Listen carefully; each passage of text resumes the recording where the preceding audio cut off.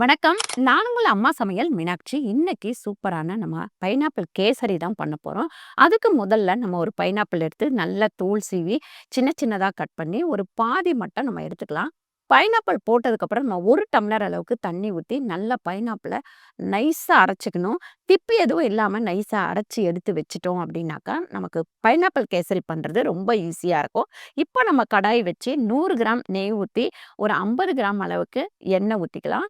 Oil போட்டுக்கலாம். அதுக்கப்புறம் முந்திரி வந்து பார்த்தீங்கன்னா, 50 கிராம் முந்திரி போட்டு, ரவை ஒரு அழாக்கு போட்டு நல்லா வந்து பொரியணும். அந்த ரவை வந்து வெள்ள கலர்ல வர வரைக்கும் பொரிஞ்சதுக்கப்புறம், நம்ம அரைச்சு வச்சிருக்கிற பைனாப்பிள வந்து ஊத்திடலாம் அதுல. நம்ம 1க்கு 2 கணக்கு தண்ணி, அதுல வந்து கரெக்ட்டா இருக்கும். அதுக்கப்புறம் சர்க்கரை வந்து 2 அதாவது 1 அழாக்கு போட்டீங்கன்னா, 2 அழாக்கு சர்க்கரை போட்டு, கொஞ்சமா நம்ம வந்து ஏலக்காய் பொடி போட்டு நல்லா கிண்டி விட்டுக்கிட்டே இருக்கணும். நல்லா அந்த தண்ணிலாம் வத்தி, அந்த எண்ணெய் பிரியும்போது எடுத்து ஒரு பாத்திரத்துல வச்சீங்கன்னா, சூப்பரான பைனாப்பிள் கேசரி ரெடி ஆயிருச்சு. கண்டிப்பா ட்ரை பண்ணி பாருங்க.